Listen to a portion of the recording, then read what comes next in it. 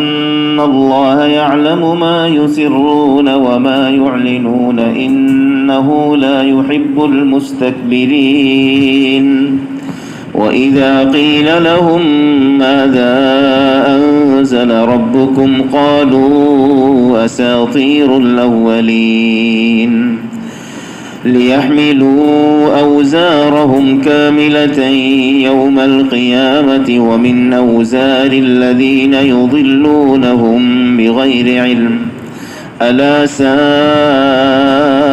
ما يزرون قد مكر الذين من قبلهم فأتى الله بنيانهم من القواعد فخر عليهم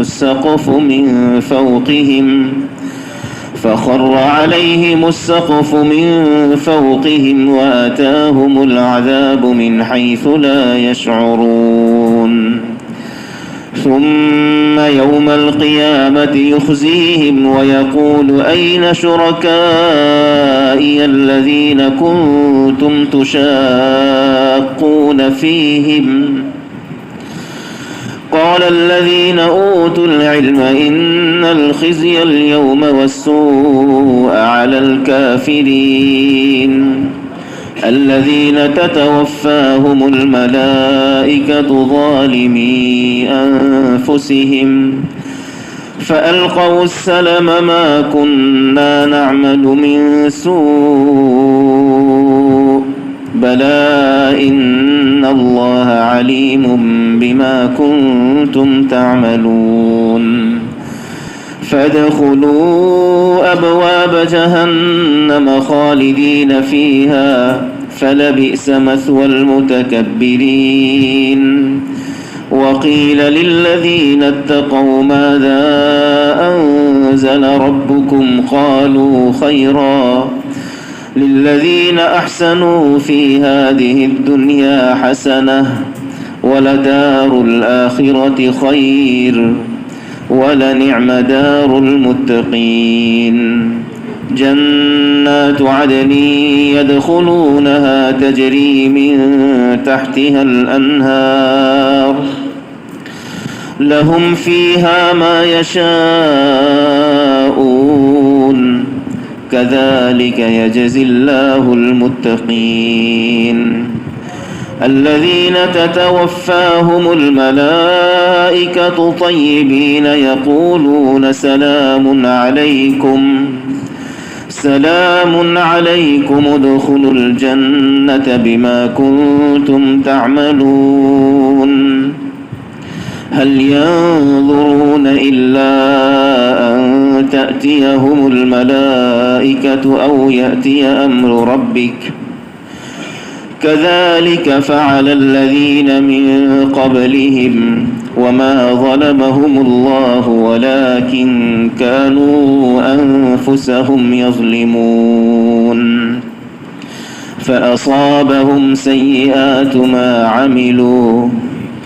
فأصابهم سيئات ما عملوا وحاق بهم ما كانوا به يستهزئون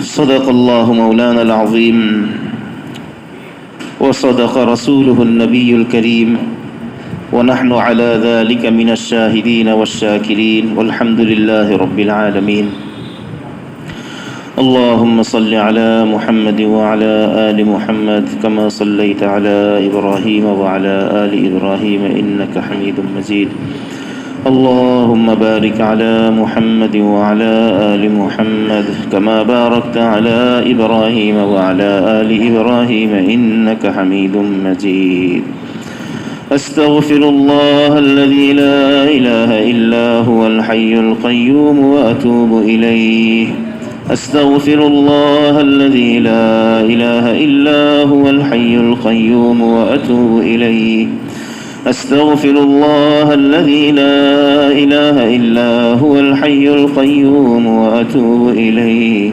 لا حول ولا قوة إلا بالله العلي العظيم الحمد لله ثم الحمد لله আল্লাহ রাব্বুল আলামিনের মেহেরবানি। আল্লাহ রব্বুল আলামিন আমাদেরকে আল্লাহ তাআলার পবিত্র কালাম কোরআনে কারীমের বরকতময় মজলিসে আমাদেরকে বসার তৌফিক দিয়েছেন। এই জন্য আমরা শুকর আদায় করে অন্তরের গভীর থেকে বলি আলহামদুলিল্লাহ। তেলাওয়াত যখন চলছিল, তেলাওয়াত চলার সময় একটা কথা দিলের মধ্যে এসেছে, সেটাও বলে দিই শুকর আদায় স্বরূপ। সেটা হলো যে আল্লাহ তাআলার বহুত বড় মেহেরবানি যে আল্লাহ তাআলা এই ঈশান নামাজের পরে একটা সুন্দর মজলিসের মধ্যে আল্লাহ তাআলা আমাকে এনেছেন এবং এই মজলিসে আল্লাহ তাআলা আল্লাহর কালাম এই জবান থেকে বের করার সুযোগ করে দিয়েছেন। দিলের মধ্যে এই কথাটা আসলো যে এমনও হতে পারতো যে এই মুহূর্তে কোনো মজলিসে বসে কোনো দুনিয়াদারদের, কোনো দুনিয়ার নেতার গুণকীর্তনও করতে পারতাম এই জবান দিয়ে, দুনিয়ার কথাও বলা হইতে পারতো, এমন কোন মজলিসেও যাওয়া হইতে পারতো, আল্লাহ তাআলা নিতে পারতেন যেখানে কাজ একটাই যে দুনিয়ার নেতাদের গুণ গাওয়া। কিন্তু এখানে কত বড় আল্লাহ তাআলার কত বড় মেহেরবানি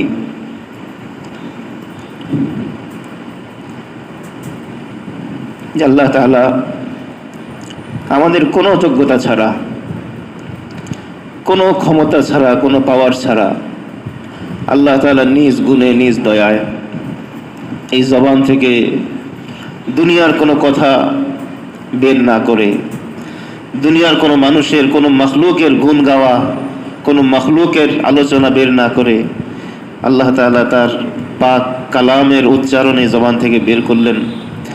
এই জন্য আমি আমার দিল থেকে শুকর আদায় করি আলহামদুলিল্লাহ। আপনাদের এই কানগুলোর অনেক অনেক বড় সৌভাগ্য।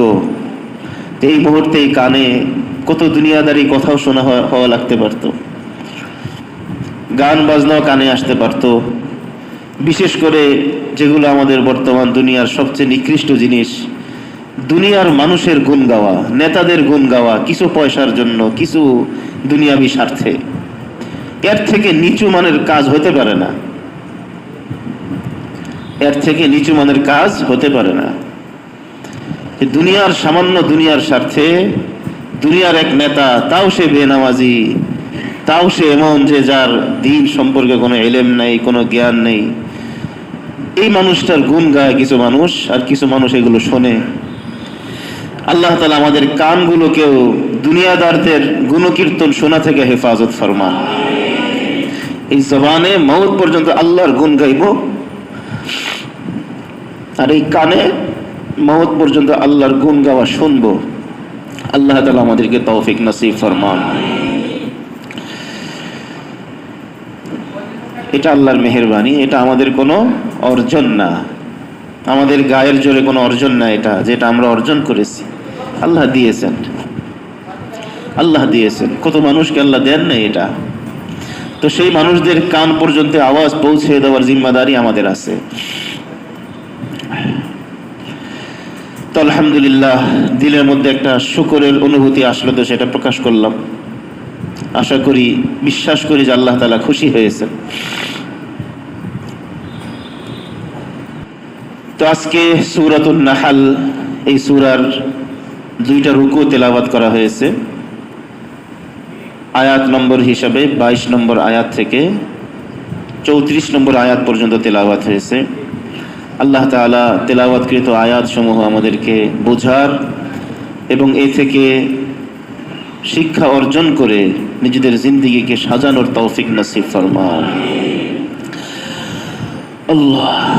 আল্লাহ তাআলা প্রথমে বলেন, ইলাহুকুম ইলাহু ওয়াহিদ, তোমাদের ইলাহ, তোমাদের মাবুদ এক মাবুদ, তোমাদের মাবুদ এক মাবুদ, একজনই, দ্বিতীয় কেউ নাই, দ্বিতীয় কেউ নাই। দ্বিতীয় কেউ থাকলে এক জায়গা থেকে নিরাশ হলে আরেক জায়গায় যাওয়া যায়, এক জায়গা থেকে নিরাশ হলে আরেক জায়গায় যাওয়া যায়, যে এর কাছে চেয়েছি পাই নাই, তোর কাছে যাই। কিন্তু আমাদের ইলাহ কয়জন? একজনই। উনি যদি আমাকে তাড়িয়ে দেন, আমাকে আবার কার কাছে যেতে হবে? ওনার কাছে যেতে হবে। উনি যদি বলেন যে বান্দা তোমাকে আমার পছন্দ না, তোমাকে ভালো লাগে না আমার, আমি আবার ওনার কাছেই যাব যে আল্লাহ আপনি যদি আমাকে পছন্দ না করেন আমি কার কাছে যাব? ও ইলাহুকুম,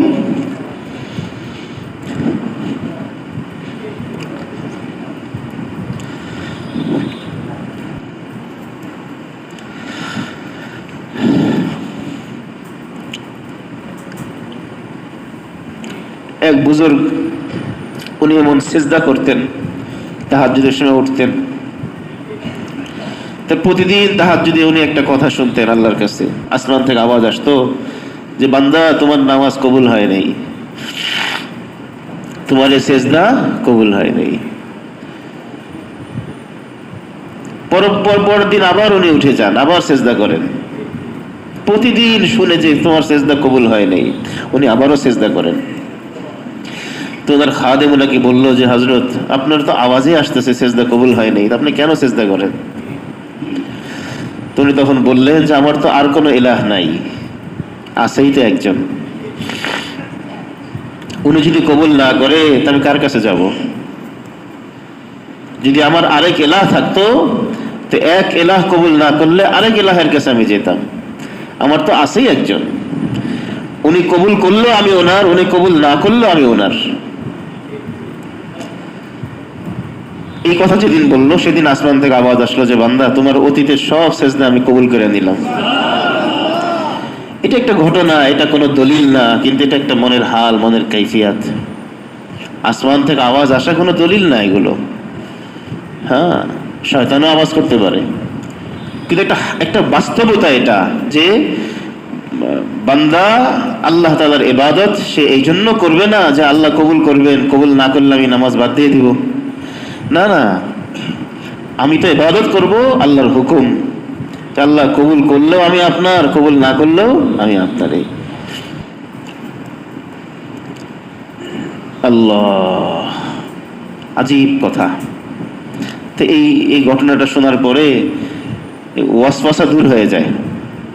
ওয়াসওয়াসা কি হয়? দূর হয়। কি ওয়াসওয়াসা? আমার ইবাদত কি আর কবুল হয়? শয়তান এই ধোঁকা দিবে যে তোমার ইবাদত তো কবুল হয় না। তো যতই ধোঁকা দিক আমি বলবো যে আমি তো আল্লাহর হুকুমের জন্য ইবাদত করি। দেখেন হযরত ইব্রাহিম আলাইহিস সালাম আল্লাহর নবী না? তাও কেমন নবী? খলিলুল্লাহ। খলিল মানে অন্তরঙ্গ বন্ধু, এমন বন্ধু যে বন্ধুর জায়গা একেবারে কোথায়? অন্তরের ভিতরে। অন্তরঙ্গ, যিনি অন্তরের অংশ হয়ে গেছেন, অঙ্গ হয়ে গেছেন, এমন বন্ধুকে বলা হয় খলিল। মানুষের কলবের মধ্যে সবচেয়ে গভীর যে জায়গা, এই জায়গাটার নাম হইল খুল্লাহ, খুল্লাতুন। এই জায়গায় যাকে স্থান দেওয়া হয় তাকে বলা হয় খলিল। মানে একেবারে অন্তরের অন্তঃস্থল যাকে বলে, একেবারে গভীরতম জায়গায় যাকে স্থান দেওয়া হয়েছে, এই পরিমাণ মোহাব্বত যার সঙ্গে হয়েছে তাকে বলা হয় খলিল। তো আল্লাহ রাব্বুল আলামিন হযরত ইব্রাহিম আলাইহিস সালামকে এই ধরনের মোহাব্বতের পাত্র হিসেবে ঘোষণা করেছেন যে ইব্রাহিম হলো আমার খলিল। তো ইব্রাহিম আলাইহিস সালাম এবং ওনার ছেলে ইসমাঈল, ওনার ছেলে ইসমাঈল আলাইহিস, এই দুজনে নবী এবং দুইজনে উঁচা তবকার নবী। তো এই দুইজন আল্লাহর ঘর নির্মাণ করেছিলেন না, কাবা ঘর নির্মাণ করেছিলেন। তো কাবা ঘর নির্মাণ করার পরে ওনারা কি দোয়া করছিলেন বলেন তো? কার জানা আছে? হ্যাঁ, অনেকগুলো দোয়া ছিল, তার মধ্যে একটা দোয়া হলো এটা, রব্বানা তাকাব্বাল মিন্না, রব্বানা তাকাব্বাল মিন্না ইন্নাকা আনতাস সামিউল আলিম। কি দোয়া বলেন? রব্বানা তাকাব্বাল মিন্না ইন্নাকা আনতাস সামিউল আলিম। আল্লাহ, এই দোয়ার যদি অর্থটা আমরা একটু খেয়াল করি তাহলে দেখব যে আসলে আল্লাহ তাআলার সাথে বান্দার সম্পর্ক কেমন হওয়া উচিত। শুধু দোয়ার অর্থটা খেয়াল করলে দেখবেন, রব্বানা তাকাব্বাল মিন্না, হে আমাদের রব, হে আমাদের রব। তাকাব্বাল শব্দটা কি? তাকাব্বাল। তাকাব্বাল মানে কি? তাকাব্বাল মানে হলো, তাকাব্বাল মানে হলো যে আমার এই আমল এটা কবুল হওয়ার যোগ্য নয়, তবু কবুল করে নিন। বুঝে আসে নাই? আর আরেকটা হলো কবুল করুন, যে জিনিসটা কবুল হওয়ার যোগ্য ওইটা যখন আমি কারো সামনে পেশ করব তখন আরবি হলো ইকবাল। তখন আরবিটা কি? ইকবাল, বার মধ্যে টান নাই। রব্বানা ইকবাল মিন্না, হে আমাদের রব আমাদের থেকে কবুল করে নিন, কারণ এই কাজটা কবুল হওয়ার মতোই। তাহলে দোয়াটা কেমন হতো? রব্বানা ইকবাল মিন্না। আর তাকাব্বাল যারা আরবি ভাষা পড়েছে, মাদ্রাসায় পড়ে, তারা জানে বাবে তাফাউলের মাসদার। এটার একটা খাসিয়াত হলো তাকাল্লুফ। এটা খাস মাদ্রাসার ছাত্রদের জন্য বলছি। তাকাল্লুফ, তাকাল্লুফ মানে জোর করে নেওয়া, জোর করে নেওয়া। তাকাব্বাল মানে আপনি এটাকে জবরদস্তি কবুল করে নেন, কবুল করার যোগ্য না, এটা কবুল হওয়ার কি না? যোগ্য না। তো নিজের আমল সম্পর্কে, তাও কোন আমল? আল্লাহর ঘর নির্মাণের মতো আমল, যে ঘর নির্মাণের হুকুম খোদ আল্লাহ তাআলাই করেছেন যে তোমরা দুইজন আমার ঘর বানাও, এবং এই ঘর বানানোর সময় আল্লাহ তাআলার গায়েবী নুসরত ছিল, মদদ ছিল, কত সাহায্য ছিল না? এই ঘর বানানোর পরে এনারা এখন আল্লাহর কাছে দুইজনেই হাত তুলে দোয়া করছেন, ওয়াইজ ইয়ারফাউ ইব্রাহিমুল কওয়াইদা মিনাল বাইতি ওয়া ইসমাঈল রব্বানা তাকাব্বাল মিন্না ইন্নাকা আনতাস সামিউল আলিম। হে আমাদের রব, আপনি আমাদের এই কাজকে জোর করে কবুল করে নেন।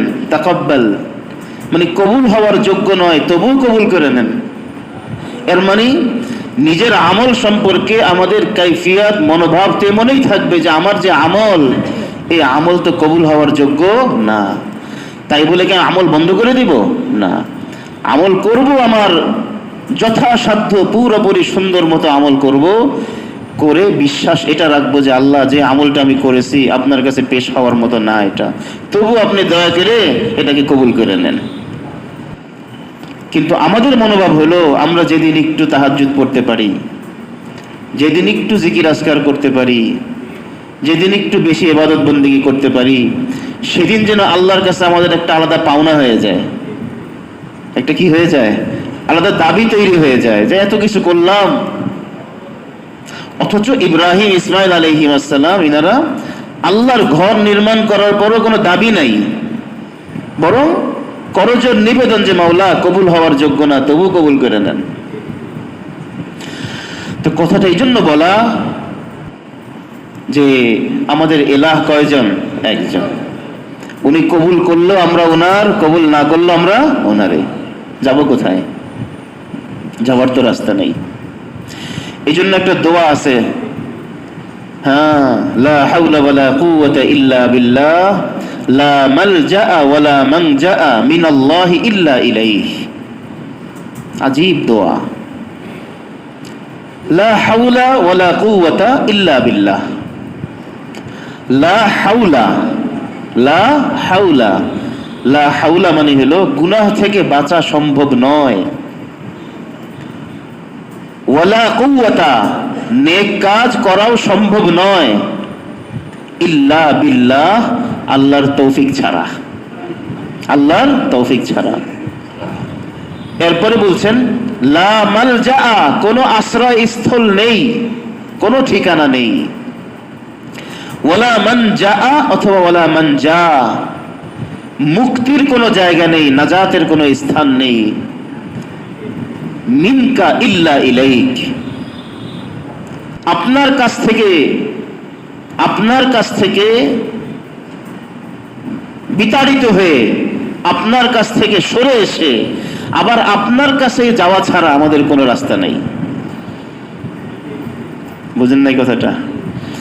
সুতরাং আল্লাহ তাআলা যদি আমাদেরকে বলেনও, আমাদের যদি কানে আওয়াজ আসেও, দিলের মধ্যে আওয়াজ আসতে থাকে, দিলের কানে যদি আওয়াজ আসতে থাকে যে বান্দা তোমার তো কোনো কিছু কবুল হচ্ছে না, কি লাভ তুমি এত কিছু করে, তখন আমি কি বলবো? যে আল্লাহ আপনি কবুল না করলেও আমি আপনার, কবুল করলেও আমি আপনারই।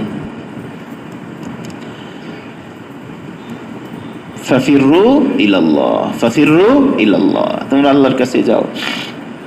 ভাই জিন্দেগিতে বারবার এই হালাত আসবে আমাদের। কত চাই কিন্তু আসে না, কত চাই কিন্তু মঞ্জুর হয় না। চাওয়া কি বন্ধ করব? আল্লাহ এত চাইলাম তবু দিলেন না, তো কার কাছে যাব? আপনার কাছেই তো আসবো। আল্লাহ আপনি না দিলেও আপনার কাছেই চাই আমি। এই জন্য মুনাজাতে মাকবুল, থানভী রহমতুল্লাহ আলাইহির একটা দোয়ার সংকলন আছে, মুনাজাতে মাকবুল। বিভিন্ন হাদিস থেকে তিনি দোয়া মুনাজাতগুলোকে সংকলন করে এক জায়গায় জড়ো করেছেন। এখানে একটা সুন্দর দোয়া আছে, একটু বলি, ভাল লাগবে ইনশাআল্লাহ, দিলের মধ্যে হালাত পয়দা হবে। আল্লাহুম্মা ইন্নাকা, লম্বা দোয়া, হে আল্লাহ, ইন্নাকা লাস্তা বিইলাহিন, হে আল্লাহ আপনি এমন কোন ইলাহ নন, এমন কোন মাবুদ নন, ইস্তাহদাসনাহু, যেই মাবুদকে আমরা নিজেরা তৈরি করে নিয়েছি। মুশরিকরা তো তাদের মাবুদ নিজেরাই বানায়, কিন্তু আপনি এমন মাবুদ নন যেই মাবুদকে আমরা নিজেরা তৈরি করে নিয়েছি। ইন্নাকা লাস্তা বিইলাহিন ইস্তাহদাসনাহ ওয়ালা বিরাব্বিন ইয়াবিদু যিকরুহু ইবতাদা'নাহ, আমরা, আপনি এমন কোন রব নন যে রবকে আমরা নিজের আবিষ্কার করে নিয়েছি, যে এক সময় তার আলোচনা নিঃশেষ হয়ে যাবে, শেষ হয়ে যাবে, না, আপনি তো এমন নন। ওয়ালা আলাইকা শুরাকাউ ইয়াখযুনা মা'আক, আপনার সঙ্গে কোনো শরীক নাই যে শরীকরা আপনার সঙ্গে একসাথে হয়ে তারা ফয়সালা করে, মীমাংসা করে, না, এমন তো কেউ নাই। ওয়ালা আ'আনাকা আলা খালকিনা আহাদ, আমাদেরকে সৃষ্টি করার কাজে আপনার সাথে কেউ সহযোগীও ছিল না, আপনি একাই আমাদেরকে সৃষ্টি করেছেন। যদি কেউ থাকতো, ফানুশরিকাহু ফিক, ফানুশরিকাহু ফিক, যদি আপনার সঙ্গে কোনো শরীক থাকতো তাহলে আমরা কি করতাম? যে আপনি আমাদেরকে ছেড়ে দিলে আমরা আপনার শরীকদের কাছে চলে যেতাম, এমন তো কেউ নাই। তাবারাকতা ওয়া তাআলাইতা আম্মা ইয়াকুলুয যালিমুনা উলুওয়ান কাবীরা। আল্লাহ তাআলা আমাদের সবাইকে আল্লাহ তাআলার সাথে এই ধরনের মুহাব্বতওয়ালা সম্পর্ক কায়েম করার তৌফিক দান করেন। শুধু এই কথার উপরে আজকে তাফসীর শেষ হলো, আফসোস নাই। কোন কথা? যে আল্লাহ তাআলার সাথে আমাদের সম্পর্ক হবে গোলামির সম্পর্ক। কিসের সম্পর্ক? গোলামের কাজ হলো করতে থাকা। মনিব কবুল করলেন কি করলেন না সেটা গোলাম দেখার বিষয় না। এই জন্য ভাই সকাল থেকে সন্ধ্যা পর্যন্ত চলে গেছে, সন্ধ্যায় আবার শুরু করেছেন, ফজর পর্যন্ত আল্লাহর কাছে চাইতেই আছেন, কিন্তু বাহ্যত দেখা যায় যে না, হচ্ছে না মঞ্জুর। মন খারাপ করার কিছু নেই, কারণ আমার কাজ হলো চাইতে থাকা। কবুল করা এটা কার কাজ? আল্লাহর কাজ। এই কথাই বলছেন, ইলাহুকুম ইলাহু ওয়াহিদ, তোমাদের ইলাহ হলেন এক ইলাহ। কোথায় যাইবা এই ইলাহকে ছেড়ে? চাইতে থাকো, বলতে থাকো, করতে থাকো, বন্দেগী চলতে থাকুক। তোমার কাজ তুমি চালিয়ে যাও, আর তোমার ইলাহের কাজ তিনি সেটা যখন চাইবেন তখন করবেন। তোমার কাজ তুমি করতে থাকো। আল্লাহ তাআলা আমাদের সবাইকে আল্লাহ তাআলার সাথে মুহাব্বতের সম্পর্ক কায়েম করার তৌফিক দান করেন। মুহাব্বত ছাড়া জিন্দেগিতে একটু স্বাদ নাই। যে স্বামী স্ত্রীর মধ্যে মুহাব্বত নাই, ওদেরকে জিজ্ঞেস করে দেখেন কি জীবন এটা। স্বামী আছে ঘরে, স্ত্রীও আছে, কিন্তু কি নাই? কোনো মুহাব্বত নাই। এটা যে কেমন শুকনো জিন্দেগি, কেমন কর্কশ জিন্দেগি, কেমন খটখটে জিন্দেগি, এটা ওদেরকে জিজ্ঞেস করেন। আল্লাহ তাআলার সাথে যদি বান্দার মুহাব্বতের সম্পর্ক না হয়, সেই বান্দার জিন্দেগিতে এক রত্তি পরিমাণ সুখ নাই, শান্তি নাই। আল্লাহ তাআলা আমাদের সবাইকে আল্লাহ তাআলার সাথে মুহাব্বতের সম্পর্ক কায়েম করার তৌফিক দান করেন। আর এটা হবে কিসের দ্বারা? যে আল্লাহ তাআলার আমি গোলাম হয়ে যাব। কি হয়ে যাব? গোলাম।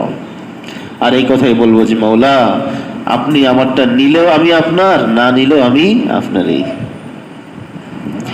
এই কথা বলতে পারবো ইনশাআল্লাহ। ইনশাআল্লাহ আল্লাহ আপনি কবুল করলেও আমি আসি, কবুল না করলেও আমি আসি। তবে আমি যেহেতু কমজোর, দুর্বল, আমারটা কবুল করে নিয়েন, কবুল করে নিয়েন। কিন্তু আফসোসের কিছু নাই। আল্লাহর এক বুজুর্গ ছিলেন, বান্দা ছিলেন এমন, উনি দোয়া করতে থাকতেন। দোয়া কবুল হয়ে গেলে ওনার কাছে পেরেশানি লাগতো। দোয়া কবুল হয়ে গেছে মানে তো আল্লাহ তাআলা এই কথাটা আর শুনবেন না আমার। যতক্ষণ দোয়াটা কবুল হয় নাই ততক্ষণ তো আল্লাহ আমার কথা শুনতেছিলেন। এটা অন্য জগতের কথাবার্তা। হ্যাঁ, আল্লাহ আমাকে দেন, আমাকে দেন, আমাকে দেন, আমাকে দেন। আল্লাহ শুনতেছেন না কথা? আল্লাহ দিতে পারেন না? দিতেছেন না কেন? বুঝে নিতে হবে আল্লাহর কাছে দেন দেন দেন দেন, এটা শুনতে ভালো লাগতেছে। দিয়ে দিলেই তো বান্দা দেন বলা বন্ধ করে দিবে।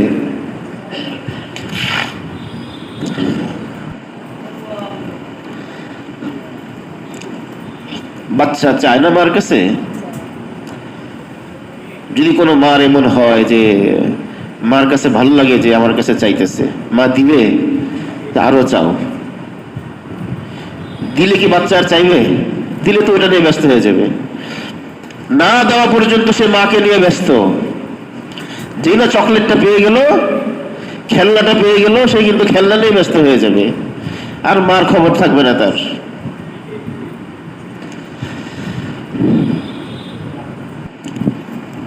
আল্লাহ রাব্বুল আলামিন অনেক সময় এমন করেন যে বান্দার এই দেন দেন ভালো লাগে আল্লাহর কাছে।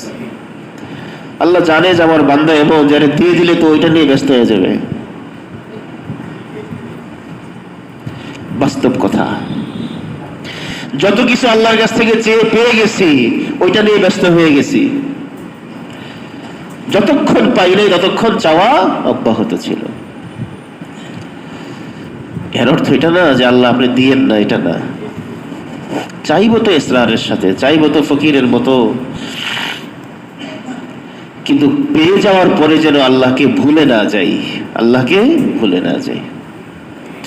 ওয়া ইলাহুকুম ইলাহু ওয়াহিদ, তোমাদের ইলাহ কয় ইলাহ? এক ইলাহ,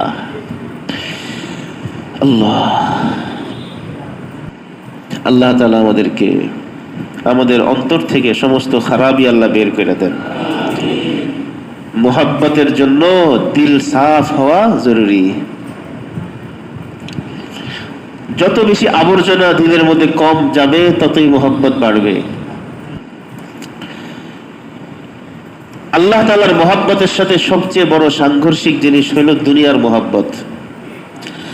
দুনিয়ার মুহাব্বত আর আল্লাহ তাআলার মুহাব্বত এক জায়গায় হয় না, হবে না, সম্ভব না। যে আমার কলবে দুনিয়ার মুহাব্বত আছে, বাড়ির মুহাব্বত আছে, গাড়ির মুহাব্বত আছে, ভালো দামি জিনিসপত্রের মুহাব্বত আছে, আবার আল্লাহর মুহাব্বতও থাকবে এক জায়গায়, এটা হয় না, এটা হয় না। দুনিয়ার যত দামি জিনিসের মুহাব্বতের ভিতরে থাকুক, এই মুহাব্বতের নতিজা হলো, ফলাফল হলো অস্থিরতা। ফলাফল হলো অস্থিরতা। আর আল্লাহ তাআলার মুহাব্বতের ফলাফল হলো সুকুন এবং শান্তি। আল্লাহ তাআলা আমাদেরকে আল্লাহ তাআলার মুহাব্বত দান করেন, দুনিয়ার মুহাব্বত থেকে আমাদেরকে পাক সাফ করে দেন। এই জন্য একটা দোয়া আছে, মুনাজাতে মাকবুলের দোয়া, আল্লাহুম্মা লা তুযহিব তালাবি ইলা শাইইন সারাফতাহু আন্নি। আল্লাহ, যে জিনিস আপনি আমার ভাগ্যে লিখে রাখেন নাই, আমার ভাগ্যে যেটা নাই, ওই জিনিসের প্রতি আমার আকর্ষণ তৈরি করে দিয়েন না। কি আজীব দোয়া! আমার ভাগ্যে নাই যে আমার একটা গাড়ি হবে, একটা মোটরসাইকেল হবে, এটা আল্লাহ লেখেন নাই। সুতরাং আল্লাহ ওই জিনিসের প্রতি আমার আকর্ষণই দিয়েন না আপনি। লা তুযহিব তালাবি ইলা শাইইন সারাফতাহু আন্নি। আল্লাহ, যাই হোক, ইলাহুকুম ইলাহু ওয়াহিদ, তোমাদের ইলাহ এক ইলাহ, ইলাহুকুম ইলাহু ওয়াহিদ। কথাটা কার? তা আল্লাহই বলছেন তোমাদের ইলাহ এক ইলাহ, মানে আমাকে ছেড়ে কোথাও যায় না, যাওয়ার জায়গা নাই। আল্লাহকে ছেড়ে যেন কোথাও না যাই, কোথাও না যাই, কোথাও না যাই। আল্লাহই সব, আল্লাহই সব, আল্লাহই সব। কিন্তু ফাল্লাযীনা লা ইউমিনুনা বিল আখিরাহ, যারা আখিরাতকে বিশ্বাস করে না, কুলুবুহুম মুনকিরাহ, তাদের অন্তরগুলো, তাদের কলবে অবিশ্বাস বদ্ধমূল হয়ে গেছে। তাদের কলবে অবিশ্বাস বদ্ধমূল হয়ে গেছে। যারা আখিরাতকে বিশ্বাস করে না, যারা আল্লাহকে বিশ্বাস করে না বলছেন না, কি বলছেন? আখিরাতকে বিশ্বাস করে না। কাফেররা কি আল্লাহ বিশ্বাস করে না? করে তো, করে না? একজন আছে খালেক, বলে তো ওরা। কিন্তু আখিরাত বিশ্বাস করে না, যে আমার হিসাব হবে, জান্নাত আছে, জাহান্নাম আছে, না এগুলো বিশ্বাস নেই। মরে গেছি তো শেষ। তো যারা আখিরাত বিশ্বাস করে না, ওদের কলব মুনকিরাতুন, ওদের কলবগুলো এমন যে ওদের কলবের মধ্যে অবিশ্বাস বদ্ধমূল হয়ে গেছে।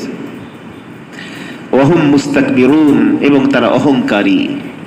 আল্লাহ তাআলা আমাদেরকে অবিশ্বাস থেকে হেফাজত ফরমান, অহংকার থেকেও হেফাজত ফরমান।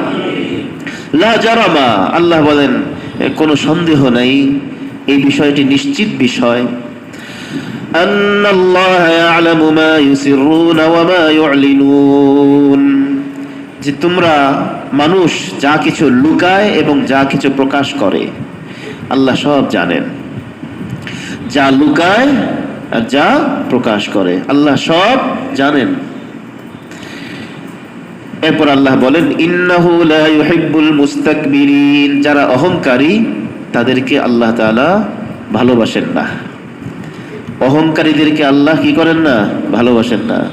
সুতরাং আমাদের মধ্যে অহংকার যা আছে এগুলো তাড়াতাড়ি কি করা দরকার? বের করা দরকার, চিন্তা করতে হবে। আমার মধ্যে যদি অহংকার থাকে, তাহলে এই আয়াত আমি চিন্তা করব। আল্লাহ নিজেই বলছেন যে আল্লাহ অহংকারীকে ভালোবাসেন না। কি দরকার আমার মধ্যে অহংকার রাখার? আর অহংকার দূর হবে কিসের দ্বারা? কিছু আমল আছে, এর মধ্যে উৎকৃষ্ট আমল হলো সালাম। উৎকৃষ্ট আমল কি? সালাম। রাসূল করিম সাল্লাল্লাহু আলাইহি ওয়াসাল্লাম হাদিসের মধ্যে বলেন, আল বাদি বিস সালাম বারিউম মিনাল কিবর, যে ব্যক্তি আগে সালাম দিবে সে অহংকার থেকে পাক সাফ থাকবে। ইনশাআল্লাহ আমরা সালাম দিব। হ্যাঁ, সালাম দিতে কষ্ট লাগে, সালাম দিতে কষ্ট লাগে। ওই কষ্টটাই অহংকারকে টেনে বের করে। এই সাধারণ মানুষ, আমি হলাম একটা ফ্যাক্টরির মালিক আর ও আমার কর্মচারী, ওকে আমি সালাম দিব, ওকে আমি সালাম দিব। এই যে ভাবটা, এটার নাম হলো অহংকার। এটার নাম অহংকার। আর এই জিনিসকে আল্লাহ পছন্দ করেন না। আর এটা বের করার সুরত হলো ওকে বেশি বেশি সালাম দিব, ওকে বেশি বেশি সালাম দিব। আমি দোকানের মালিক, আমি একটা ফ্যাক্টরির মালিক, আমি একটা প্রতিষ্ঠানের বড়, আমার নিয়ম হবে এটাই যে আমার অধীনস্থ যারা আছে সবাইকে আমি আগে আগে কি করব? সালাম দিব। এটা যে মালিক করতে পারে তার মধ্যে অহংকার আসে না। আল্লাহ তাআলা আমাদেরকে অহংকার থেকে হেফাজত ফরমান। ওয়াইদা কিলা লাহুম, যখন তাদেরকে বলা হয় মাযা আনজালা রাব্বুকুম, কাফেরদেরকে যখন বলা হয় যে তোমাদের রব কি নাজিল করেছেন, আল্লাহ তাআলা আসমান থেকে কি নাজিল করেছেন, যখন তাদেরকে এই প্রশ্ন করা হয় কাফেরদেরকে, তখন তারা জবাব দেয়, হঠকারিতামূলক জবাব। আল্লাহর কোরআনকে অস্বীকার করে জবাব দেয়, ক্বালু আসাতিরুল আউয়ালিন, যে আমাদের রব আসমান থেকে নাজিল করেছেন পূর্ববর্তী জমানার আগের লোকদের কিছু কিসসা কাহিনী, গল্পগুজব, বানোয়াট কিছু কিসসা, এগুলো আল্লাহ আমাদেরকে শুনাইছেন। নাউযু বিল্লাহি মিন যালিক। তো কোরআনকে কাফেররা বলতো আসাতিরুল আউয়ালিন, এগুলো আগের জামানার লোকদের কিছু কল্প কাহিনী। কল্প কাহিনী বুঝেন না? যে কাহিনীগুলো মানুষ কল্পনার মধ্যে সাজায়, কোনো বাস্তবতা নাই। তো কোরআনকে কাফেররা বলতো কল্প কাহিনী, রূপকথা। বাচ্চারা যেমন গল্প শুনতো আগে, এখন তো এগুলো কমে গেছে। কমে গিয়ে ওই জায়গাটা দখল করেছে ইন্টারনেটে। যদি কমে গিয়ে ওই জায়গাটা নবীদের কিস্সা কাহিনীতে দখল করতে ভালো ছিল, কিন্তু কমে গেছে ঠিক। এখন আর মায়েরা বাবারা এই গল্প শোনায় না যে এক দেশে ছিল এক রাজা, তার ছিল 7 রানী। এগুলো ছোটকালে বলতো না কি, এখন নাই। এখন বাবা ব্যস্ত তার কাজে, মা ব্যস্ত তার কাজে, ছেলে ব্যস্ত ইন্টারনেট নিয়ে। তো যাই হোক, রূপকথা আগের জামানায় চলতো এগুলো। তো কোরআন সম্পর্কে কাফেররা বলতো আসাতিরুল আউয়ালিন, এগুলো হলো আগের জামানার মানুষদের রূপকথা, গল্প কিস্সা কাহিনীর কিতাব কোরআন। নাউযুবিল্লাহি মিন যালিক। এই কথা বলার দ্বারা কেউ যদি কোরআন পড়তে আগ্রহী হতো, তো এমন কথা শুনলে কিন্তু আর আগ্রহ লাগে না। এই কোরআন কি পড়বে, কিস্সা কাহিনী। কোরআন থেকে উপদেশ নেবে না আর মানুষ। এই ধরনের অপপ্রচার তারা চালাতো।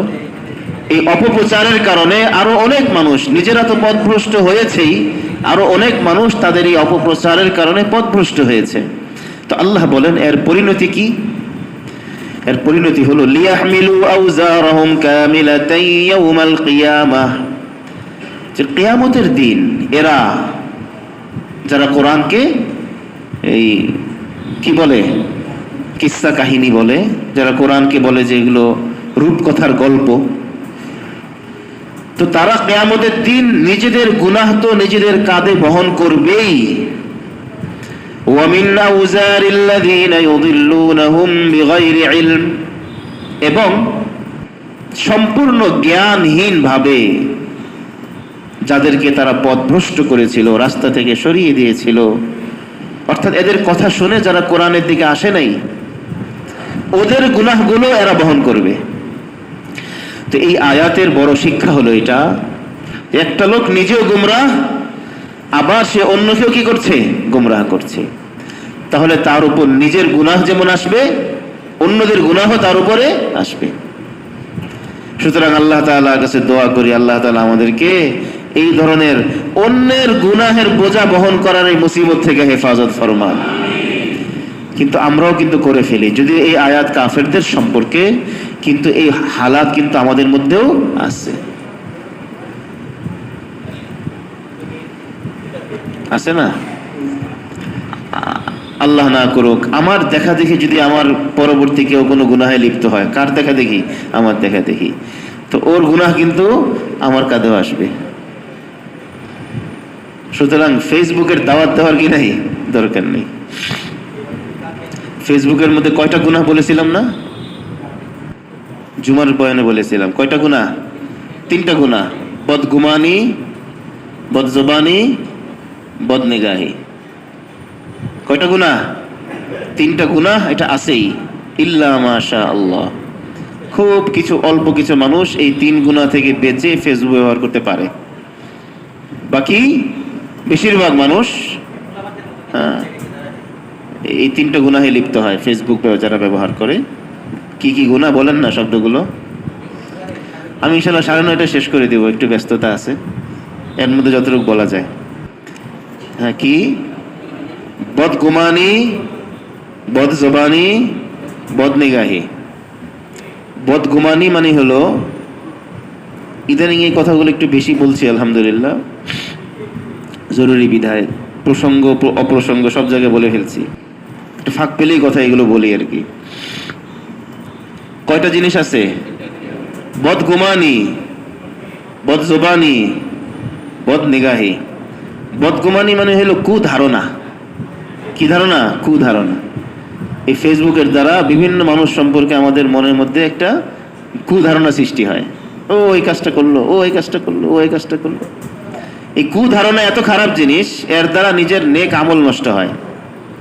নিজের নেক আমল কি হয়? নষ্ট হয়।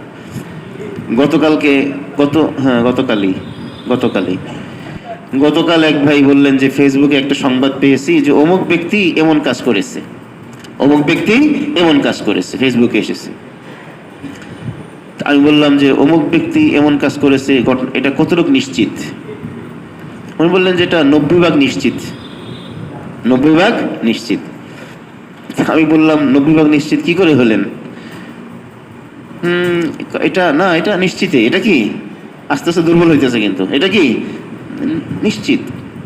এটা খুব এত ভাইরাল হয়েছে, এত মানুষ এটা প্রচার করতেছে। বুঝেন নাই কথাটা? উনি নিজেই স্বীকার করেছে, উনি নিজেই স্বীকার করেছে। উনি নিজে স্বীকার করেছে, এটা কোত্থেকে জানলেন? বুঝেন নাই কথাটা? তো বেচারা কিছুক্ষণ পরে আস্তে আস্তে থেমে গেছে আর কি। আমি তখন বললাম যে ভাই, এগুলো ঠিক না। একটা লোক একটা যদি অন্যায় কাজ করেও থাকে, সেটা প্রচার করার তো আমাদের কোনো দায়িত্ব নাই। ওইটা প্রচার করার তো কি নাই, দায়িত্ব নেই। অথচ অন্যায় করেছে কিনা সেটাও নিশ্চিত না। যদি নিশ্চিত হয় যে অন্যায় করেছে, তবুও তো এটা প্রচার করার কোনো জিম্মাদারি আমাদের নাই। বদগুমানি হয়, বিভিন্ন ব্যক্তি সম্পর্কে কি হয়? বদগুমানি হয়, ভুল ধারণা হয়, মন্দ ধারণা হয়। আরেকটা হয় বদজবানি। এই যে বললাম অমুকে এই কাজ করেছে, জবান দিয়ে বলেছি না? যদি কাজটা সে করে না থাকে, হাসরের ময়দানে পাকড়াও হবে কি হবে না বলেন? হবে। যদি করেও থাকে, অন্যের দোষ কেন প্রকাশ করলাম? অথচ হাদিসে আছে, মান সাতারা মুসলিমান সাতারাহুল্লাহু ফিদ দুনিয়া ওয়াল আখিরাহ। যে ব্যক্তি কোনো মুসলমানের দোষকে লুকায়, জেনে ফেললাম আমি, না জানলে ভালো হইতো, আমার জেনে ফেলছি বিষয়টা, এই অবস্থা হয় যে আমি কেন জানলাম বিষয়টা, জানা হয়ে গেছে, জানতে চাইনি, জানা হয়ে গেছে, কিন্তু আমি পাক্কা নিয়ত করলাম এটা কাউকে বলবো না আমি। আর আমার মধ্যেও তার সম্পর্কে কোনো খারাপ ধারণা থাকলে সেটাও আমি দূর করার চেষ্টা করব, কিন্তু দ্বিতীয় কাউকে বলবো না এই ঘটনা। এইভাবে কোনো ব্যক্তি যখন কোনো মুসলমানের দোষকে লুকায়, হাদিসের কথা হলো সাতারাহুল্লাহু ফিদ দুনিয়া ওয়াল আখিরাহ। আল্লাহ তাআলা এই ব্যক্তির দোষ দুনিয়াতেও লুকাবেন, আখিরাতেও লুকাবেন। বুঝেন নাই? হাসরের ময়দানে আল্লাহ তাআলা এই ব্যক্তিকে সবার সামনে এইভাবে উঠাবেন না যে এই লোকটা জিনা করেছে, এই লোকটা এই কাজ করেছে, এই কাজ করেছে না। আল্লাহ বললেন, বান্দা এদিকে আসো, তুমি দুনিয়াতে এটা এটা এটা অনেক অনেক অন্যায় করেছো না? আল্লাহ করেছি, কিন্তু তোমার একটা কাজ আমার ভালো লেগেছে, তুমি কারো অন্যায় জানতে পারলে সেটা কাউকে বলতা না, লুকাই রাখতাম। তো তুমি যেহেতু আমার বান্দার দোষ লুকিয়েছো, আজকে আমি হাসরের ময়দানে তোমার দোষকেও সমস্ত মানুষ থেকে লুকায় ফেললাম, কেউ জানবে না তুমি কি কাজ করেছো। এটা সহিহ হাদিস। কিন্তু এই কাজ হয় কিসের মধ্যে? ফেসবুকের মধ্যে। জানার সঙ্গে সঙ্গে এটাকে আবার কি করে, আমি তো জানি না অনেক কিছু, কি শেয়ার শেয়ার করে। কি করে? এই শেয়ারের আরবি শব্দ হলো তাশিআ, ইশাআত। শেয়ার আরবি শব্দ কি? ইশাআ। এই ইশাআ এটা কোরআনে সূরা নূরের মধ্যে আছে, ইন্নাল্লাযীনা ইউহিব্বুনা আন তাশিআল ফাহিশা। যারা পছন্দ করে যে একটা ফাহিশা কথা, একটা অশ্লীল বিষয়, একজন একটা দোষ, এটা সমাজে ছড়িয়ে পড়ুক, মুমিনদের মধ্যে ছড়িয়ে পড়ুক, যারা এমনটা পছন্দ করে, লাহুম আযাবুন আলীমুন, তাদের জন্য রয়েছে কঠিন যন্ত্রণাদায়ক শাস্তি, ফিদ দুনিয়া ওয়াল আখিরাহ, দুনিয়াতেও আখিরাত। সুতরাং এই গুনাহ হয়, জবানের গুনাহ, বদগুমানি, কুধারণা, কুকথা আর কুদৃষ্টির গুনাহ আছে না ফেসবুকে? না সবাই পর্দা বোরকা পরে আসে ফেসবুকের মধ্যে? আসে নাকি? বোরকা পরে আসে মহিলারা? বুঝতে পেরেছেন কথা? ফেসবুকে তো বোরকা পরে কেউ আসবে না। ফেসবুকে যে আসবে উনি বোরকা খুলেই কি আসবেন। তো এটার নামই হলো ফেসবুক। নাম কি? ফেসবুক নাকি? ফেস এখান থেকে এসেছে না? আল্লাহ তাআলা আমাদেরকে ফেসবুক থেকে হেফাজত করুক না বলে দোয়া করি, আল্লাহ তাআলা আমাদেরকে ফেসবুকের গুনাহ থেকে হেফাজত করুক। বুঝলেন নাই? দোয়াটা সতর্কতার সাথে করলাম যেন আমাকে পাকড়াও করতে না পারে। আল্লাহ তাআলা আমাদেরকে ফেসবুকের গুনাহ থেকে হেফাজত করুক। সুতরাং যারা ফেসবুক ব্যবহার করব, আমরা তিনটা গুনাহ থেকে বাঁচবো: বদগুমানি, বদজুবানি, বদনেগাহি। কোত্থেকে আসলো কথা? এই বলছিলাম যে আমি একটা অন্যায় কাজ শুরু করেছি, আমার দেখা থেকে আরো মানুষ করছে, সে আমার দেখা দেখি যারা অন্যায়টা করছে তাদের গুনাহের বোঝাও কিন্তু হাসরের ময়দানে আমার পিঠে আসবে। কি আশ্চর্য! এই জন্য সাবধান, গুনাহের ইমাম না হই, নেক কাজের ইমাম হই। কিসের ইমাম না হই? গুনাহের ইমাম না হই। ইমাম সামনে থাকে, মুক্তাদি পিছনে থাকে। আমার দেখা দেখি অনেক মানুষ আমার পিছনে গুনাহ করছে, না আমি এই ইমাম না হই, আমি কোন ইমাম হই? নেক কাজের ইমাম হই, যে আমার দেখা দেখি আরো অনেক মানুষ নেক কাজের দিকে আসছে। সেদিন এক ভাই বললেন যে আমার ছেলেটা হাফেজ হয়েছে এখানে, এই যে ভাই এরশাদ ভাই আছেন নাকি? এরশাদ ভাই আছেন চাঁদপুরের? নাই? আছেন আলহামদুলিল্লাহ।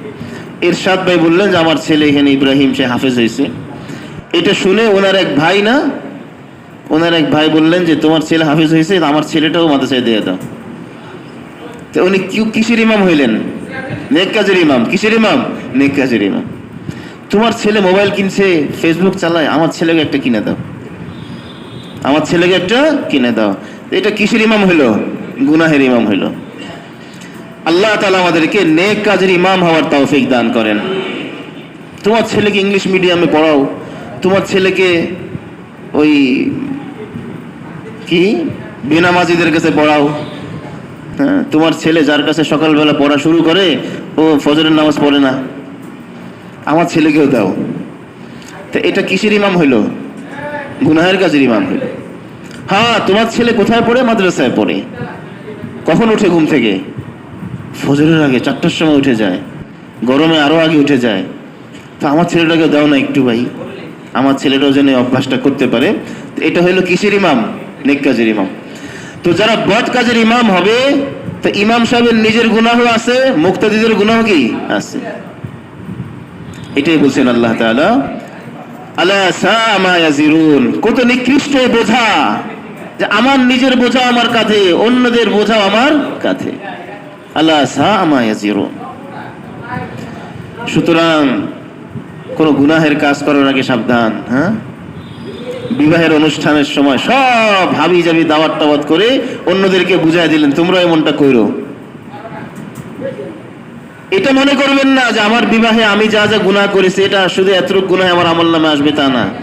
আপনার কারণে আরো যারা যারা এই সমস্ত অন্যায় করেছে তাদের গুনাহ কিন্তু আপনার উপরে আসবে। কোরআনের এই আয়াত বলে এই কথা। কোন আয়াত?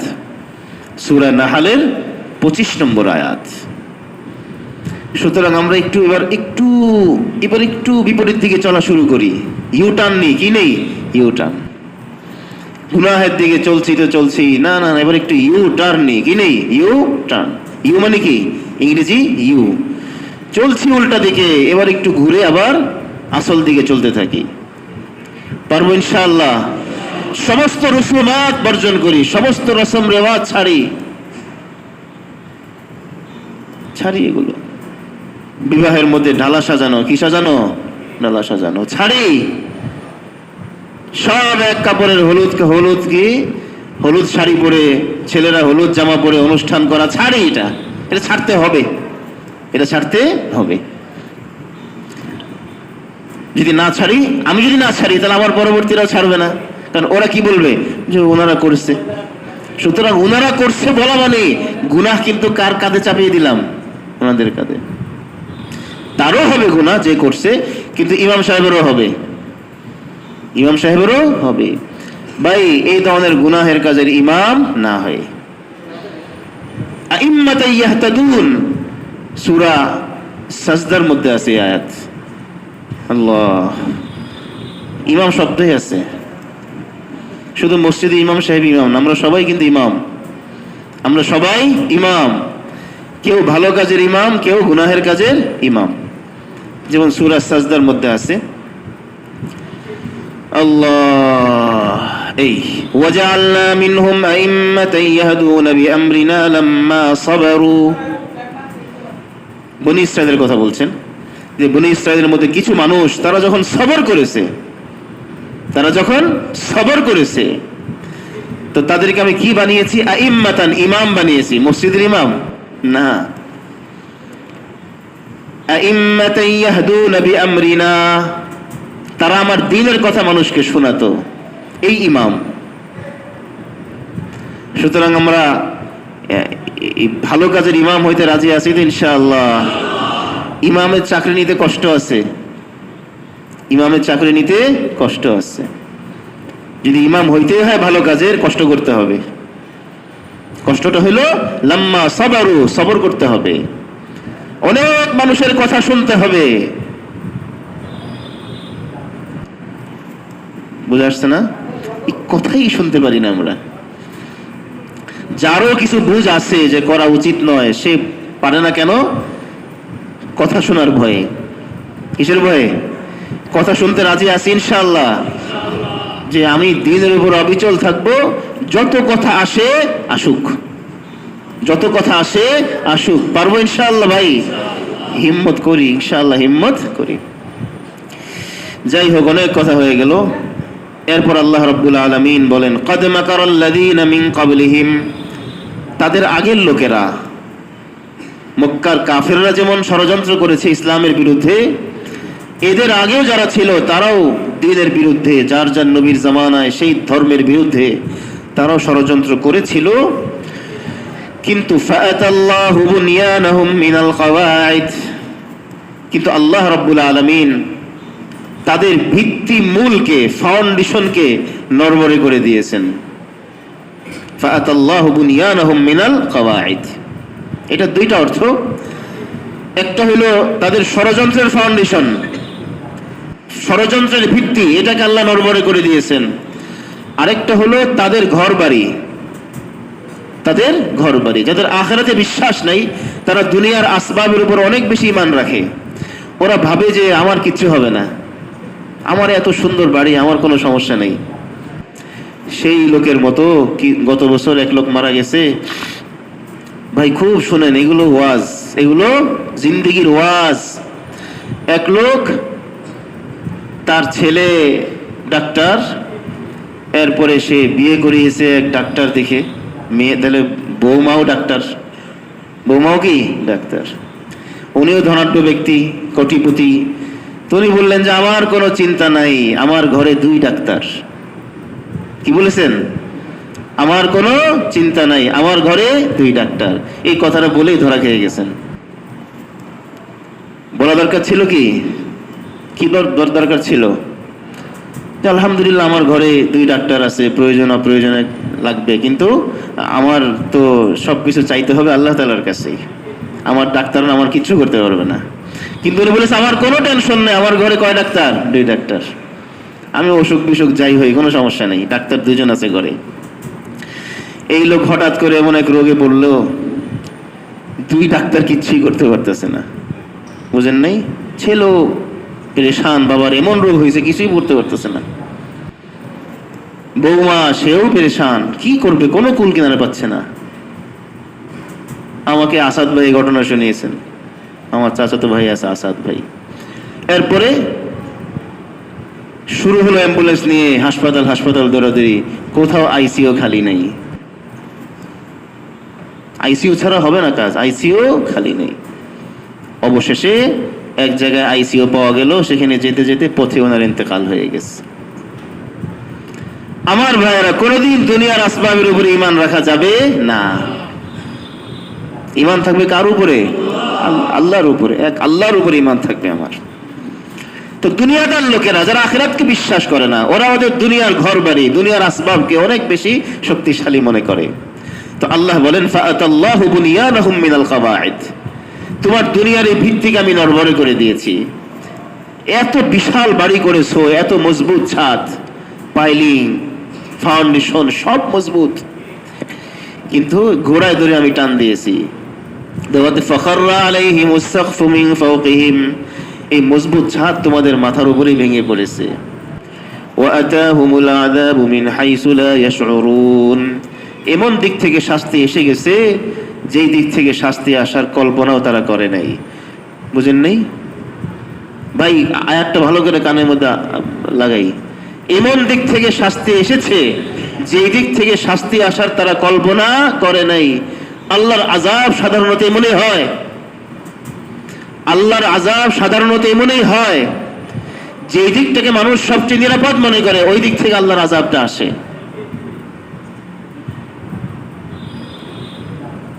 এই জন্য আফা আমিনু মাকরাল্লাহ ফালা ইয়ামানু মাকরাল্লাহি ইল্লাল কওমুল খাসিরুন। আল্লাহ আল্লাহ আপনি আমাদের সবাইকে হেফাজত করেন।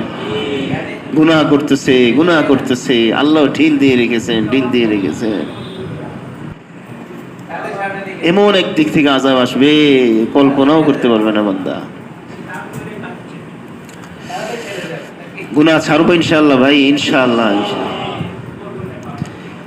দুনিয়াতে তো আযাব এসেছেই, আমরা ভাবতে পারি যে আল্লাহ যদি কাউকে আযাব দিয়ে ধ্বংস করে দেন, ওর তো আযাব হয়েই গেছে। না, দুনিয়াতে আল্লাহ যদি কাউকে ধ্বংস করেন, এই ধ্বংস শুধু তার শাস্তির জন্য না, এই ধ্বংস করেন অন্যদের শিক্ষার জন্য। কারণ সে যে অপরাধ করেছে, এই অপরাধের শাস্তিতে এতটুক না যে মাথায় ছাদ পড়ে ভেঙে গেছে, ধ্বংস হয়ে গেছে, এতটুক না। আল্লাহর সঙ্গে নাফরমানির শাস্তি এটা না যে সে তার উপর আল্লাহর আযাব এসে ধ্বংস হয়ে গেছে, শাস্তিতে এতটুক না। আল্লাহ তাআলা নাফরমানদেরকে দুনিয়াতে ধ্বংস করেন অন্যদের শিক্ষার জন্য। নাকালান লিমা বাইনা ইয়াদাইহা ওয়া মা খালফাহা ওয়া মাউইযাতান লিল মুত্তাকিন। মুত্তাকিদের জন্য নসিহত হয়, আর আগের পরের সমস্ত মানুষের জন্য শিক্ষা হয় এটা। কিন্তু আসল শাস্তি কবে হবে? সুম্মা ইয়াউমাল কিয়ামাতি ইউখজিহিম, অতঃপর কিয়ামতের দিন তাদেরকে আল্লাহ তাআলা লাঞ্ছিত করবেন এবং আল্লাহ বলবেন ওয়ায়াকুল আইনা শুরাকাই, কোথায় আমার শরীকগণ? আল্লাহ এই কথা ইস্তেহজা করে বলবেন, কটাক্ষ করে বলবেন। তোমরা না বলতে যে আমার অনেক শরীক আছে, তোমরা সেই শরীকদের ইবাদত করতে, আর বলতে যে তোমরা হাসরের ময়দানে বিপদে পড়ে গেলে তোমাদের শরীকরা তোমাদেরকে উদ্ধার করবে। তো কোথায় ওরা?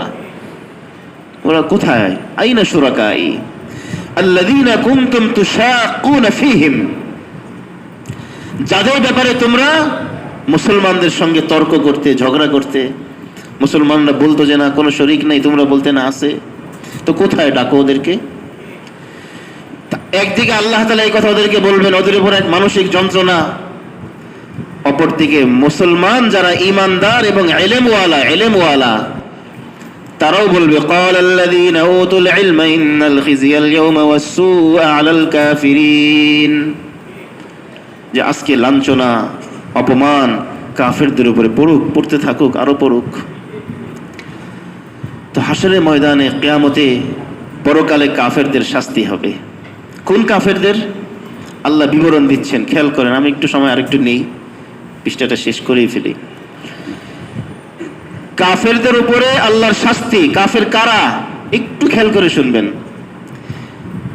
যেই কাফেরদের উপরে পরকালে অনন্ত শাস্তি চলতে থাকবে, সেই কাফের কারা? আল্লাহ নিজেই বলছেন আল্লাযীনা তাতাওয়াফাহুমুল মালাইকাতু যালিমি আনফুসিহিম, ওই সমস্ত কাফের যাদেরকে ফেরেশতারা জান কবজা করেছে, যাদের এমন অবস্থায় জান কবজা করেছে যে তারা নিজেদের উপরে জুলুমকারী ছিল। অর্থাৎ তার সারা জিন্দেগি কেমন ছিল না ছিল সেটা না, সে মৌতের সময় কি ছিল? কাফের ছিল। মৌতের সময় কি ছিল? কাফের ছিল। সারা জিন্দেগির কথা বলা হচ্ছে না। সুতরাং হতে পারে যে সারা জিন্দেগি ভালো মানুষ, কিন্তু মৌত হয়েছে কি অবস্থায়? কাফের অবস্থায়। তার জন্য অনন্তকাল চিরকালীন জাহান্নাম। আল্লাহ তাআলা আমাদেরকে ঈমানের হালতে মওত নসিব ফরমান। এজন্য এই কথাটা বলেছে যে হাসরের ময়দানে কাফেরদের উপর শাস্তি। কোন কাফের? যারা আল্লাহর সঙ্গে কুফরি করেছে, এটা বলে নেই। যাদের মৃত্যু হয়েছে কুফরের হালতে, এটা বলা হয়েছে। সুতরাং মৃত্যু এটা যেন তেন বিষয় না। ফালকাউস সালাম, এরপরে কাফেররা আত্মসমর্পণ করবে, করে একটা মিথ্যা কথা বলবে।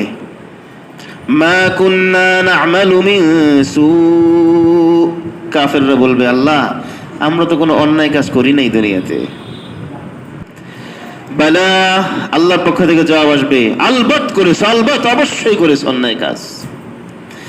ইন্নাল্লাহা আলিমুম বিমা কুনতুম তা'মালুন, তোমরা যা কিছু করতে আল্লাহ সব জানতেন। আল্লাহ তাআলা আমাদেরকে আল্লাহকে নিয়ে চলার তৌফিক দান করেন। সব সময় আল্লাহকে নিয়ে চলবো। ঘরে আল্লাহ, বাহিরে আল্লাহ, আল্লাহ আছেন আমার সাথে। ওয়া নাহনু আকরাবু ইলাইহি মিন হাবলিল ওয়ারিদ। অপরদিকে ওয়াকিলা ফাদখুলু আবওয়াবা জাহান্নাম, অবশেষে ঘোষণা আসবে তোমরা জাহান্নামের দরওয়াজা দিয়ে দাখিল হও। খালিদিনা ফিহা, কয়দিনের জন্য? খালিদিনা ফিহা, অনন্তকালের জন্য। ভাই এটা কল্পনা করেছি কখনো? অনন্তকাল জাহান্নাম মানে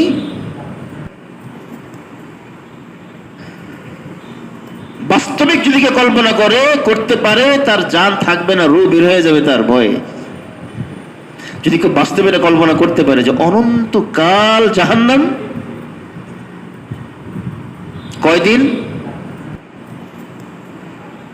এ কি আল্লাহ! এই জন্য ইমানের হালতের মওত এটা কতটা জরুরি জিনিস। এই জন্য আল্লাহ বলেন ফালা বিইসা মাসওয়াল মুতাকাব্বিরিন, অহংকারীদের ঠিকানা কত নিকৃষ্ট ঠিকানা।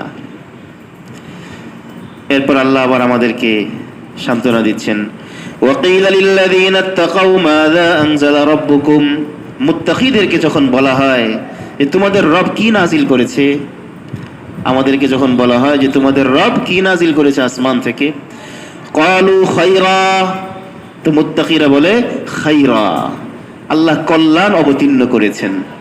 কল্যাণ, কোরআন আমাদের জন্য কল্যাণ। কোরআন যেই ঘরে নাই সেই ঘরে কল্যাণ নাই, যেই সিনায় কোরআন নাই সেই সিনায় কল্যাণ নাই, যেই ঠোঁটে কোরআন নাই সেই ঠোঁটে কল্যাণ নাই। ক্বালু খায়রা, মুত্তাকিরা বলে যে আল্লাহ আমাদের জন্য কল্যাণ নাজিল করেছেন, অথচ এই কল্যাণের দিকে আমরা ছুটি না, কল্যাণ ছেড়ে দিয়েছি। কোরআন কয়জনের সিনার মধ্যে আছে? কি হলো আমাদের আসলে আল্লাহ! লিল্লাযীনা আহসানু ফী হাযিহিদ দুনিয়া হাসানাহ, যারা এই দুনিয়ার মধ্যে ভালো কাজ করবে তাদের জন্য সওয়াব আছে। ওয়ালাদারুল আখিরাতি খায়র, আখিরাতের ঘর উত্তম ঘর, আখিরাতের ঘর উত্তম ঘর। ওয়ালা নি'মা দারুল মুত্তাকিন, মুত্তাকিদের ঘর বড় সুন্দর ঘর। মুত্তাকিদের ঘর কোনটা জানেন? আল্লাহ নিজেই বলছেন, জান্নাতু আদনি ইয়াদখুলুনাহা তাজরি মিন তাহতিহাল আনহারু লাহুম ফীহা মা ইয়াশাউন। মুত্তাকিদের ঘর কোনটা? চিরকাল বসবাস করার জান্নাত। কয়দিনের জান্নাত? চিরকাল বসবাস করার জান্নাত। আদন, আদনুন মানে হলো চিরকাল বসবাস করা। জান্নাতু আদনিন ইয়াদখুলুনাহা, তারা সেখানে দাখিল হবে। তাজরি মিন তাহতিহাল আনহার, এর তলদেশ দিয়ে নদী নালা নহর প্রবাহিত হতে থাকবে। কি যে লাগবে, কি সুন্দর লাগবে। আল্লাহ আমাদের সবাইকে দান করেন। মিথ্যা কথা ভাই, সত্য না মিথ্যা? কিন্তু এই ঘরগুলো কাদের? মুমিনদের ঘর বলা হয় নাই, মুসলমানদের ঘর বলা হয় নাই, কি বলা হয়েছে? মুত্তাকি। মুত্তাকি কারা? যারা গুনাহ ছাড়ে। কি ছাড়ে? গুনাহ ছাড়ে। গুনাহ ছাড়বো ইনশাআল্লাহ ভাই। লাহুম ফীহা মা ইয়াশাউন, সেখানে যারা তারা যা চাইবে তাই পাইবে, যা চাইবে তাই পাইবে। এক সাহাবী জিজ্ঞেস করলেন যে আমি যদি সেখানে গিয়ে ক্ষেত খামার করতে চাই, বুঝেন নাই? কি মনে চায়? দুনিয়াতে কষ্ট করছে, কত ক্ষেত খামার করছে, জান্নাতে গিয়ে চাইবো কেউ? জান্নাতে চাইবে যে বসে থাকবো, আসবে আর খাবো। কিন্তু উনি কি বললেন? যে আল্লাহ যে বলেছে যা চাইবে তাই পাইবে, তাহলে ক্ষেত খামার করতে চাইলে সেটাও পারবে? নবীজি হেসে দিলেন, বললেন যে হ্যাঁ, কি এটাও পারবা, সমস্যা নেই। তোমার যদি মনে চাই যে তুমি ক্ষেত খামার করবা, তো নিয়ত করবা, মুহূর্তের মধ্যে দেখবো যে ধান বোনা হইতেছে, বীজ, এটা ধান হইতেছে, গাছ হইতেছে, হ্যাঁ, তোমার চোখের সামনে সব কি আবার বিশাল স্তূপ হয়ে গেছে। যেটা তুমি 1 বছরে করতা সেটা কি 1 সেকেন্ডে হয়ে গেছে, সমস্যা নেই।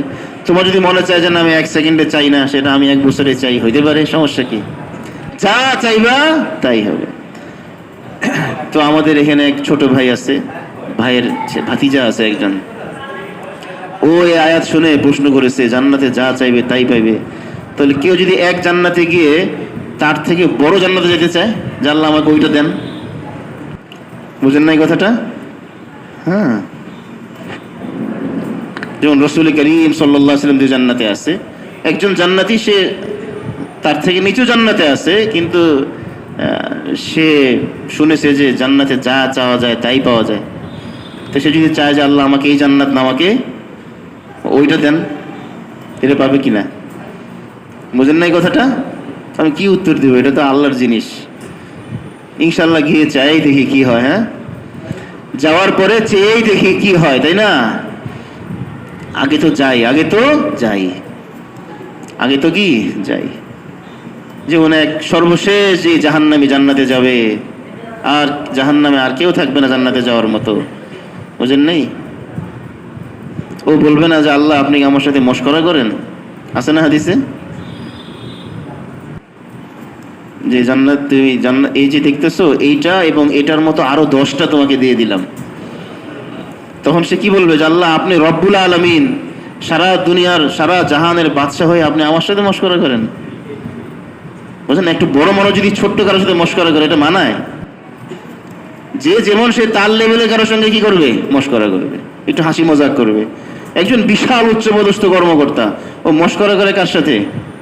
একদম নিম্ন একজন সাধারণ কর্মচারীর সাথে, এটা মানায় তো না। তো এই জন্য জান্নাতি বলবে আল্লাহ আপনি রব্বুল আলামিন, সারা জাহানের আপনি রব, আপনি সারা জাহানের রব হয়ে আতাসখারু মিন্নি আমার সাথে মশকরা করেন? আল্লাহ হেসে দিবেন। আল্লাহ কি করবেন? হেসে দিবেন। তো এই হাসি রাসূল করিম সাল্লাল্লাহু আলাইহি ওয়াসাল্লাম হেসেছেন, ওই হাসির থেকে এই হাসি চলতে থাকে এখন কিয়ামত পর্যন্ত হাসি চলতে থাকবে। কিন্তু দুনিয়াদার লোকেরা এই হাসি কোত্থেকে পাবে? যারা দ্বীনি মজলিসে আসে না, যারা কোরআনের মজলিসে আসে না, তারা এই হাসি কোত্থেকে পাবে? আল্লাহর হাসির সঙ্গে যার হাসি মিলে গেছে, ও কি জাহান্নামে যেতে পারবে? সম্ভব? ইনশাআল্লাহ আমরা আশা করি আমরা আমাদের হাসি দিয়েই কোথায় চলে যাব? জান্নাতে চলে যাব ইনশাআল্লাহ তাআলা। জান্নাতে যা চাইবে বান্দা তাই পাইবে, এটাই বলা হয়েছে মা ইয়াশাউন কাযালিকা ইয়াজজিল্লাহুল মুত্তাকিন। এভাবে আল্লাহ তাআলা মুত্তাকিদেরকে পুরস্কার দিবেন, গিফট দিবেন, গিফট। কারা মুত্তাকি? আল্লাহ পরিচয় দিচ্ছেন। সারা জিন্দেগি ভালো কাজ করেছো, শেষ মুহূর্তে এসে বদকার হয়ে গেছো, কুফরের হালতে মৌত হয়েছে, না, তোমার জন্য জান্নাত না। আল্লাযীনা তাতাওয়াফাহুমুল মালায়েকাতু তাইয়্যিবিন, যাদেরকে ফেরেশতারা জান কবজা করেছে পবিত্র অবস্থায়। পবিত্র মানে ঈমানদার অবস্থায়। ইয়াকুলুন, জান কবজ করার সময় ফেরেশতারা বলে সালামুন আলাইকুম। কি বলে? ফেরেশতারা সালাম দেয়। হাফিজ হুজুরের ঘটনা তো আমরা শুনেছি, কাছের যেহেতু। হাফিজ হুজুর এভাবে কি করলেন, যখন জান কবজ হচ্ছে ওনার, উনি এভাবে হাত উঁচা করলেন। কি করলেন? হাত উঁচা করে এভাবে মুআনাকা করলেন। কি করলেন? মালাকুল মউতের সাথে কি করলেন? মুআনাকা করলেন।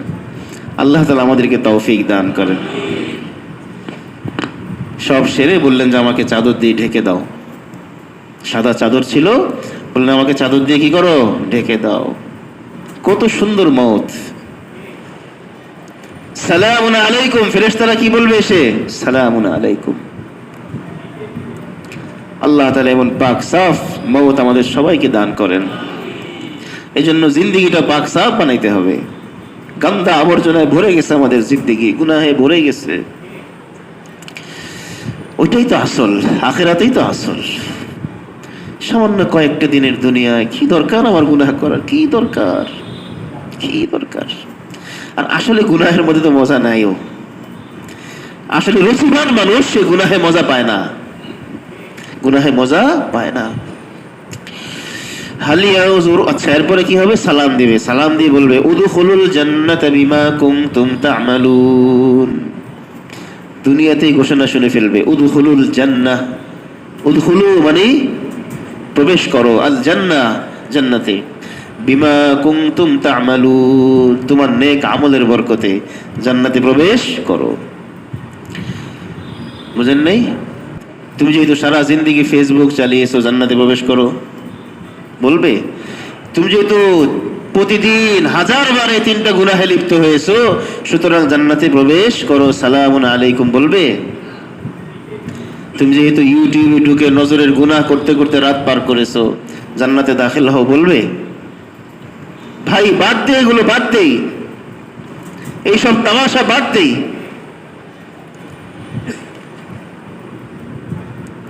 উদখুলুল জান্নাতা বিমা কুনতুম তা'মালুন। যেহেতু তুমি এক ওয়াক্ত নামাজও ছাড়ো নাই, হারামের কাছেও যাও নাই, সুদ ঘুষের দিকে যাও নাই, সুতরাং উদখুলুল জান্নাহ জান্নাতে প্রবেশ করো। কত মনে চাইছে যে গুনাহ করি, কত মনে চাইছে কিন্তু করো নাই, এজন্য জান্নাতে প্রবেশ করো। কিন্তু কাফেররা তারা কুফরি ছাড়ে না। তারা কিসের অপেক্ষা করে? আল্লাহ বলেন ওরা আসলে অপেক্ষা করে যে ফেরেশতা আসবে আযাব নিয়ে, কিংবা আমার শাস্তি চলে আসবে, এই অপেক্ষায় বসে আছে। তাদের পূর্বের লোকেরা এমন করেছিল, আল্লাহ শাস্তি এসেছে, শাস্তি আল্লাহ দেন নাই, ওরা নিজেদের শাস্তির কারণ হয়েছিল। ওয়ালাকিন কানু আনফুসাহুম ইয়াজলিমুন ফাসাবাহুম সাইয়্যাতু মা আমিলু। তারা যে সমস্ত বদ আমল করেছে, এই বদ আমল তাদেরকে ঘেরাও করে ফেলেছে, ওদেরকে আক্রান্ত করেছে। ওয়াহাকা বিহিম মা কানু বিহি ইস্তাহজিউন। এবং যে কোরআন নিয়ে তারা উপহাস করত, যে শাস্তি নিয়ে তারা উপহাস করত, এই শাস্তি তাদেরকে ঘিরে ফেলেছে। আল্লাহ তাআলা আমাদেরকে আল্লাহর আযাবের পাকড়াও থেকে হেফাজত ফরমান। গুনাহের এই জঞ্জাল থেকে আল্লাহ আমাদের সবাইকে পাক সাফ করে দেন। এই জন্য ভাই গুনাহ ছেড়ে দিব ইনশাআল্লাহ তাআলা, গুনাহ ছাড়বো। আল্লাহ, দুনিয়া কিচ্ছুই না, দুনিয়া কিছুই না, কামাকাই। সাজিয়া সুলতানা দোয়া চেয়েছেন, ওনার জন্য দোয়া করি আমরা ইনশাআল্লাহ। আমাদের বড় মসজিদের ইমাম সাহেব ওমর ফারুক সাহেব রহমতুল্লাহ আলাইহি, ওনার জন্য দোয়া করবেন। আল্লাহ তাআলা হযরতকে মাগফিরাতে তাম্মা নসিব ফরমান। গত সোমবার তিনি ইন্তেকাল করেছেন, আজকে 8 দিন। আল্লাহ,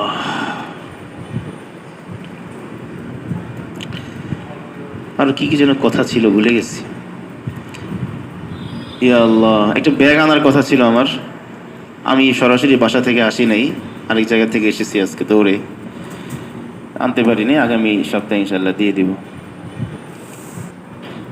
অনেক দিনের কাজের অনেক তাকাজা অনেক জায়গা থেকে আসে,